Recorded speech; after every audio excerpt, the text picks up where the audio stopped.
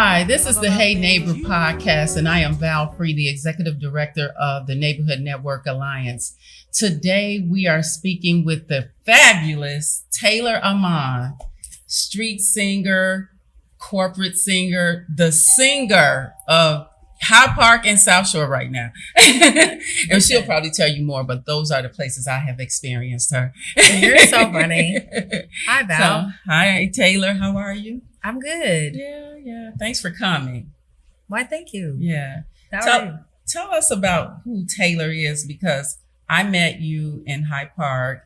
You were singing on the corner, and I was just dancing, and you said, "Hey, you passed me mic, but you didn't know I love karaoke." You didn't know I had my own little home version of a karaoke machine. Yeah, I didn't know that at all.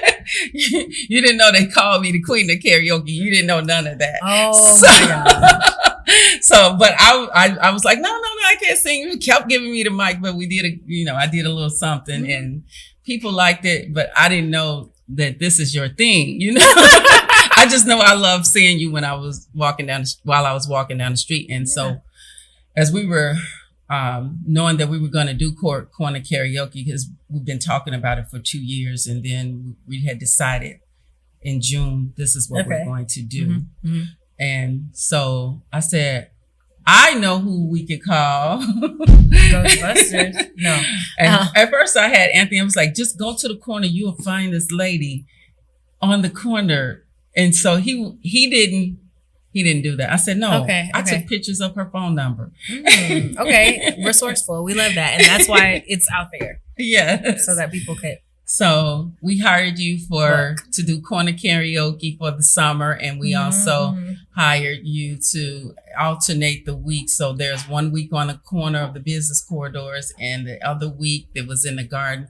Yeah. And it was just a blast. What I liked about it was how I saw people from all walks of life have spiritual experiences. People who didn't see typically they didn't see joy, right? And your singing, their singing, our singing, all just kind of like had a party on the corner. Yeah, just having a good time. People who probably wondering when their next piece of joy was going to come from. And with you, we brought it. So I really enjoyed working with you this summer. Wow, that's so sweet. Oh my goodness. Thank you. Yeah, no, we had a good time. We had a good crowd. And I don't think people expected the experience that they got. I didn't. Which is why I'm just like, I would say that I pride myself in like creating an environment and a safe space for people.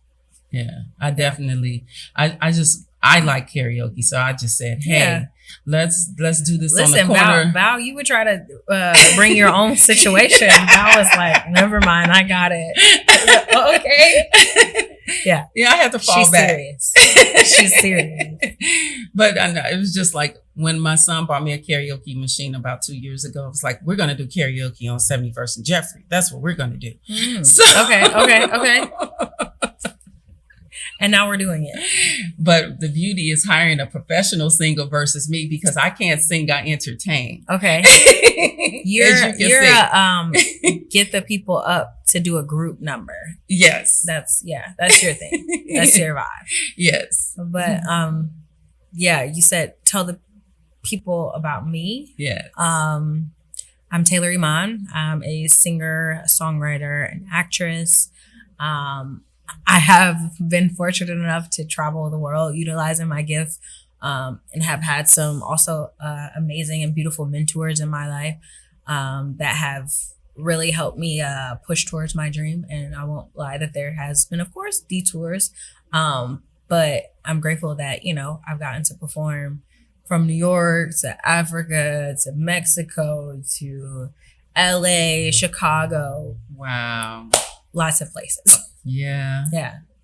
Tell us about your experiences as you were growing up in terms of knowing that you were a singer and that this was the thing that you want to do, because not only did we work together on in South Shore. But I came to see one of your shows recently. Oh yeah. And it was great. Oh, thank you. I appreciate that because I was not feeling the best that day. No one would have known. Just because I was in New York and then I ended up getting sick and then I came back and I was just like, if you didn't tell anyone that, they wouldn't have known. Hoping and praying that the show was good. But I've never canceled a show, so I definitely didn't want to do that. Mm-hmm.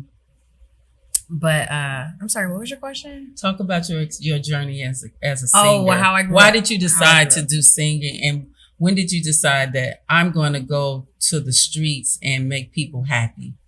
Or put a smile on their face? I did not grow up singing. I grew up like as a dancer, musician, athlete.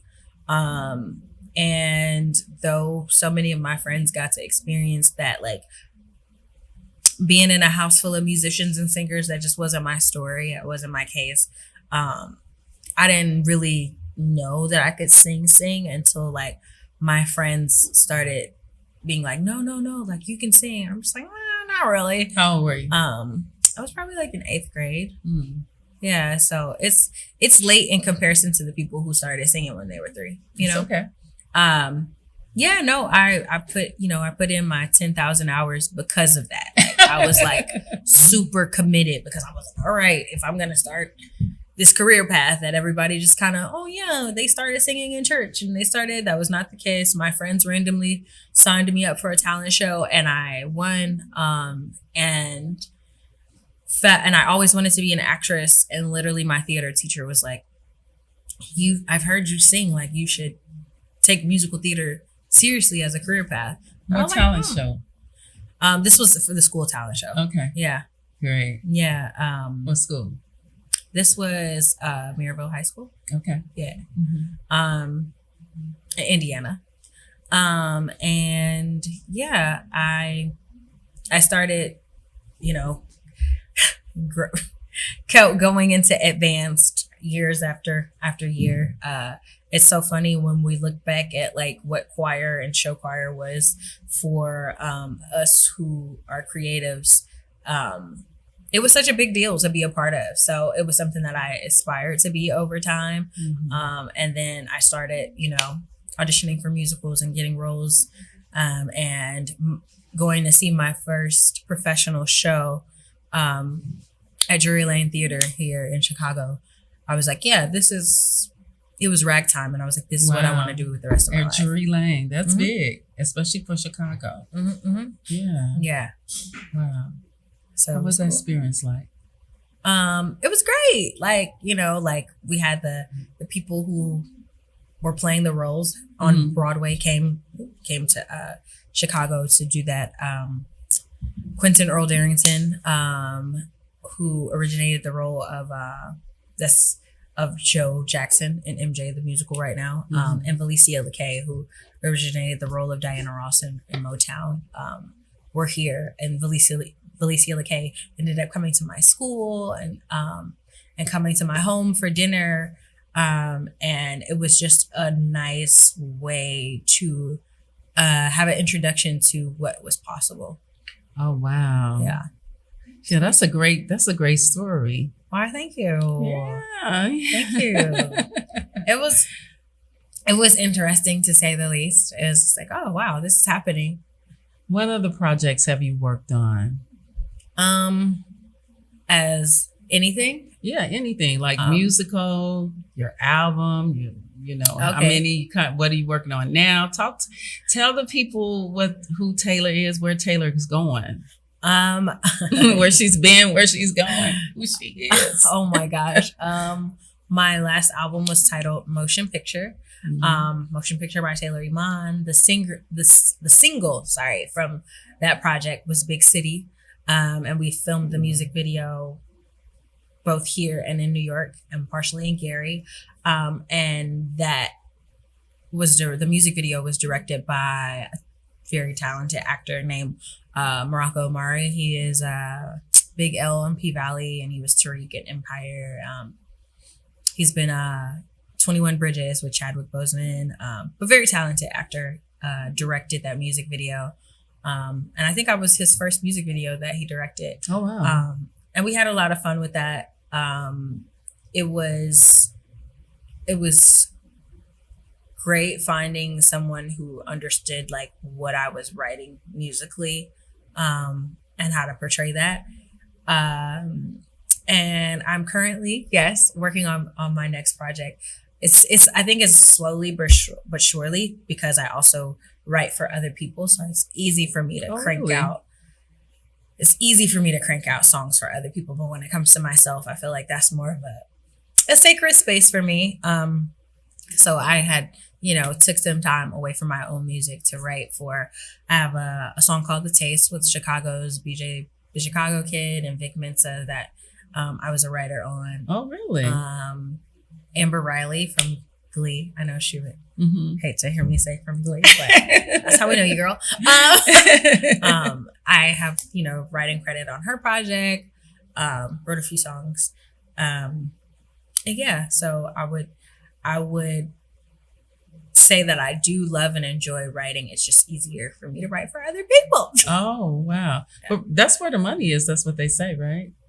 Being a songwriter, I won't say that's where the money is. Like, the industry is a completely different beast than from what it used to be. It's okay. Like, even labels will be non-existent soon, like having a record deal. Labels are moving into having more of a distribution deal. And so I would say being a songwriter is hard work. It's just because it's a very competitive field, and you could be in the room with however many writers, but everybody's trying to fight to get their verse on the track. So, okay. Yeah. So when you talk about the record industry being different, give me some examples of what you mean, and how have you adjusted to that? Labels aren't making money anymore. So the ways of making money via music have changed for artists, whether that's, they have to do shows, they have to sell merch, they have to have brand partnerships. A lot of artists have started to dabble into acting, and it's not the same way we used to see it in the 90s where artists would come and show up as themselves, and we're like, oh, is that Tupac? Oh, is that who else? Brandy would come on a show and like play themselves. So it's like, it's a different way of kind of finding where the money is, because we're not selling albums and records anymore due to streaming. So I think the way that I have been able to adjust is like, literally, fans have always made the world go round, but finding a community is more important than just a fan base, because there are so many different famous people with 1 million followers in different corners and parts of the world. So like, how do your followers, how do your fan, how does your community relate to you? And so I think for me, there has been, for the past few years, we've seen a lot of people creating skits and like doing a lot of social media influencer thing. But now in this day and age that we're in, people are tired of that and they want to see your authentic self. So I think this is like currently the time of the rise of the purest, the authentic, the relatable, because I think a lot of the consumers are just tired of seeing people show up not as themselves. I can see that. Do you think, with that being said, do you feel like people would make as much money as they did in the past when they go on their own like that, or is always going to be based on the likes and the, I mean, the followers versus like spend real money? I mean, in this day and age, it's like, unfortunately, the views and the followers matter to people who are doing business with you. You know what I'm saying? So there's like always this thing of like, oh, who knows you? And then also I feel like when people are like, oh, you're an actress, like, oh, you were on The Shy, oh, then suddenly, like they're more interested. Mhm. But it's like, I've always been an artist. Like, I've always been doing the thing. And it's also like a positive thing, right? So Mhm. I think probably within 3.5 weeks, like a video of me going viral singing on the streets I went from 300 YouTube subscribers to 73,000 YouTube subscribers. Wow, in that's 3.5 weeks. significant. Yeah. But I guess what I'm trying to figure out is how do you turn that into currency? Oh, where how do you're you- very Yeah. wealthy, because the old way of doing things, these singers made money. Yeah, You understand yeah, what I'm saying? yeah. But because of that's the system that they have behind, the machine that Okay. they have behind. Well, so what I mean by your fans in your community, a lot of artists have things that are like Patreon, Mhm. where they're paying a subscription for unreleased music, for private screenings, for exclusive merch, for like podcasts that isn't available to everyone. So I think that a lot of artists are more so doing like more so of a direct to consumer, and that's how you make your money. Because of course there are, even in the grant funding world in this year specifically, we aren't seeing people get the grants that they were getting 3 years ago. So Things are evolving and changing. yeah, And yeah. everyone's looking for an efficient way to do business. But it's also like we live unfortunately, we live in a world where people are consuming large amounts of content. So creating your money as an artist, yes, of course, you could do like feature work or you could songwrite, or I have songs there that are, So you need to be multi-talented. You can't just be for sure like a one-laner, and then that builds your brand, right? Yeah, even as far as like bigger touring artists right now are cutting back on their budgets and not having a full band like they used to, just because they, when you think about it, they have to pay for their flight, their hotel, their per diem, and so a lot of bigger artists are using live performance stems. So the industry has really changed from what it used to be. And I think you just have to get creative, whether, you're going outside and street performing or you're performing in venues. And it's so interesting that even as an artist performing in venues, I know a lot of people are always asking me like, oh, why don't you perform in clubs all the time? But and it's like that's also like that could be a draining experience. Okay. And also like, people wanting you to go above and beyond, but they don't have the budget that it takes to have a live full band. And it's like, I think it's an interesting space when we live in Chicago, just because people don't always view Chicago as singing as a profession, because we are the mass choirs. Yeah. We're everybody and their mother can So sing. true. You always got to come through Chicago. Like, I've seen phenomenal artists like Lettucey being like, I always can feel the energy of Chicago, like making sure that I'm hitting the notes right, because everybody knows somebody who can sing. Exactly. And so I think when I was really finding my way through the Chicago artist scene, I made sure that even if the person could quote unquote out sing me, they can never outperform me. They can never have an experience of me.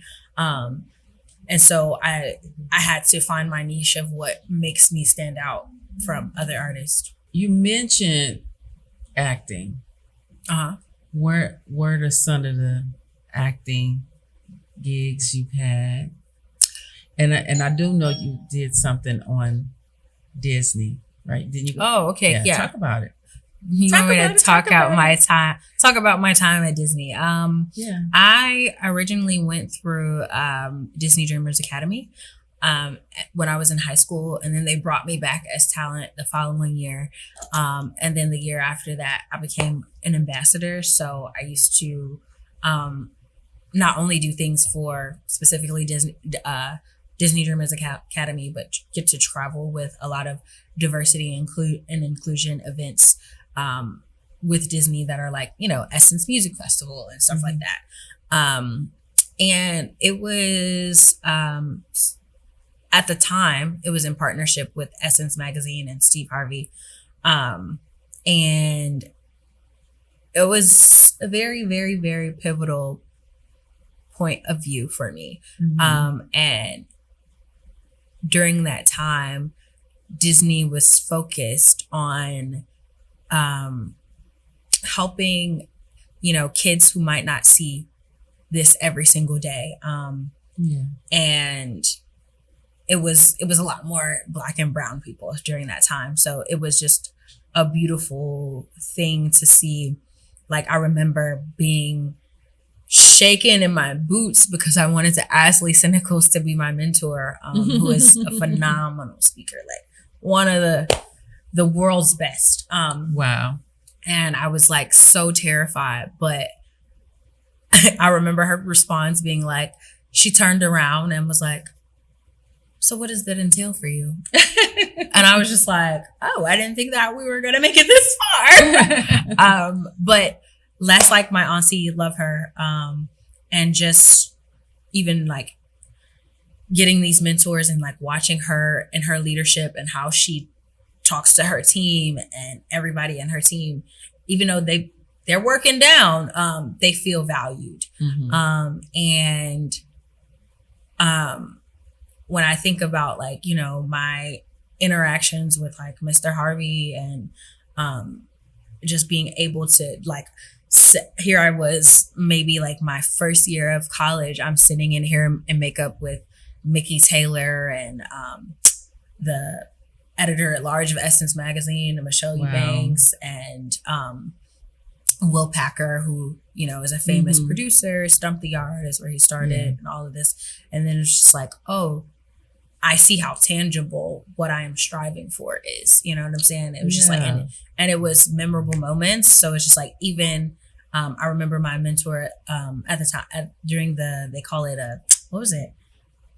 Your dreamer break off into your groups. Mine was with Jordan Sparks. So it was just like another time I was at 106 in Park at BET, and Jordan Sparks gets off the elevator and she's like, oh my gosh, she's such a great singer. And I'm just like, oh, you remember me?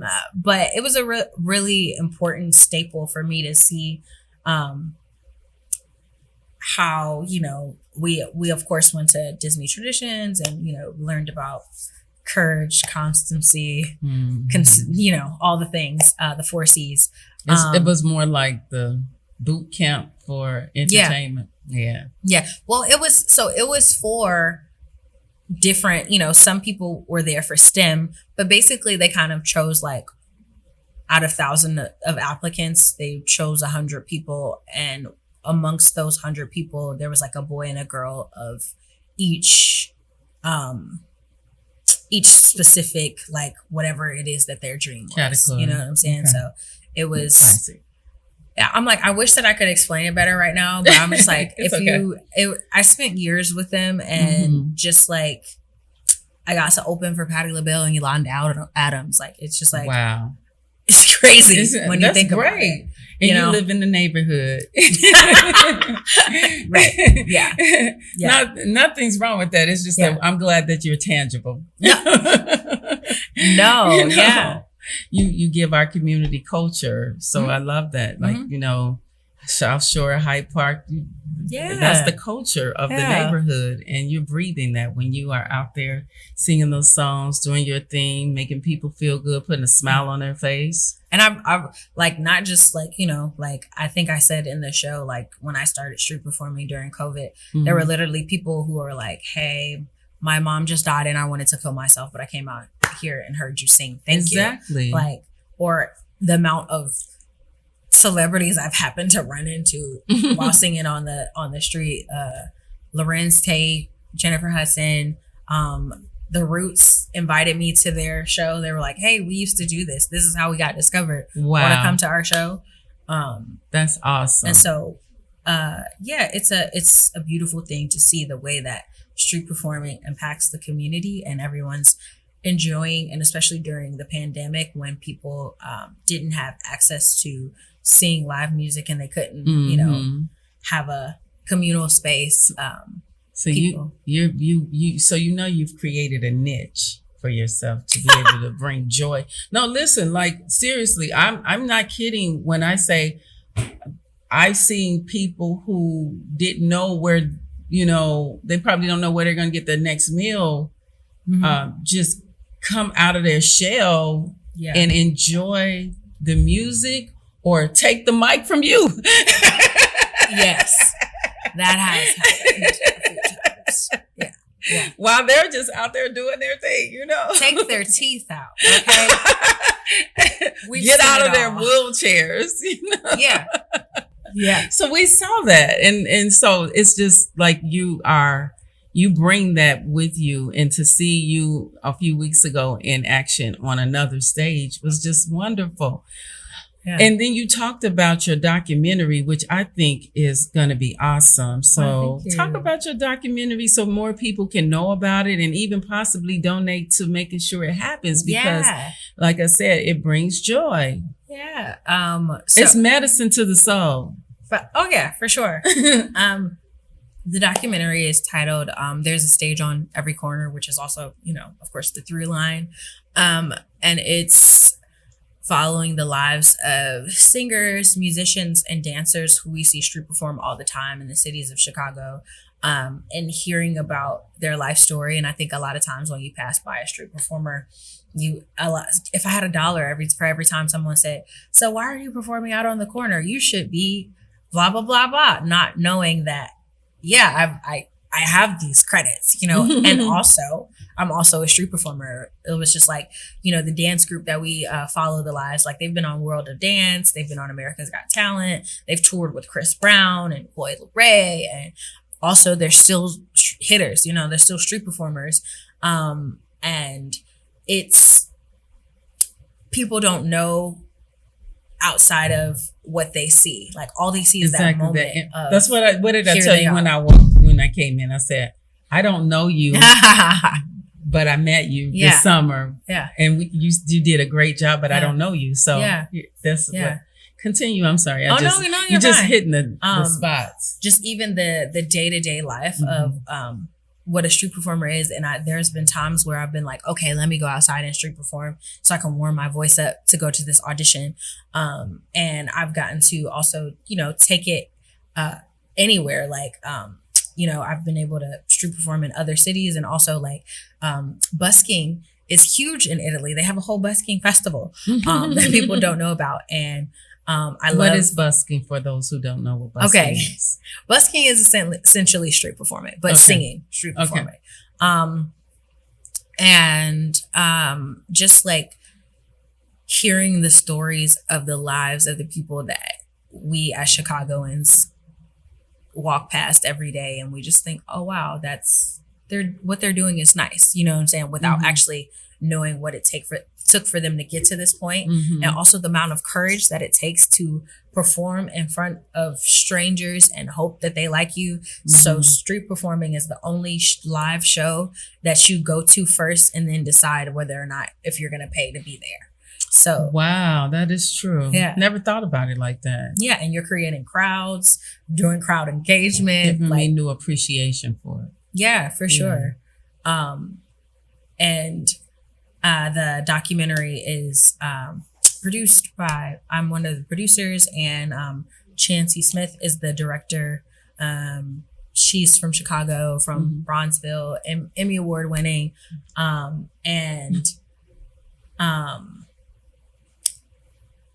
It's actually been working on this documentary gave me a new insight and a new view on street performing. And I'm a street performer. So it's like, though what also makes this project different is because, I am also in and out, multi-talented in those spaces, but you get to see from a street performer's point of view, interacting with street performers. So I think, a lot of times when we watch documentaries, we are watching outsiders do a thing. Okay. And so once you are watching someone who is actually in that culture relate to these people, it's a different feel. You're getting to, like, there's times when we were filming where the person behind the camera is absolutely tearing, but they're trying to hold steady. Like, it's where you're getting to see things that these people will probably never talk about, but because I am within that community, they feel comfortable enough to share. I see. Go ahead. So as we're closing out, tell people how they can donate to help get this project off the ground. Yeah. Where they can follow you, and if you have any new projects coming up, performances, let everyone know what that is, because I just think you're amazing. Oh, thank you. Oh, thanks, Val. You're so cute. Stop it. It's true. No, you're great, Val. You're great. You wouldn't be here. Now you would be here. That's crazy. No, thank you. I appreciate you for having me on this platform. And it is Miss Taylor Iman on all social media platforms. I can send you the link for donations. I don't know if you just want to put it up there. And yeah, that's also like my email address as well. So, all the time I'm also grateful when people are like, oh, I watch you on YouTube, and they send me email like, oh, I'm your biggest fan. It's so cute. I'm like, what? That's great. Yeah. Okay. So this is Taylor Iman. She is a street singer, but she's way deeper than a street singer. But that's where I met her at, and I appreciate what she brought to the table. But please follow her, donate to her project, because it's a story to be told about street singers that we want to help get off the ground by your subscriptions to her, following her, donating to her. But please support Taylor Iman. We thank you for coming out to talk to us for the Hey Neighbor podcast. So we can end on Bye Neighbor together. That'd be great. Bye, neighbors. Bye, neighbor. I'm like, wait, let's do it again. Okay, on the count of three. Okay. 1, 2, 3. Bye, neighbors.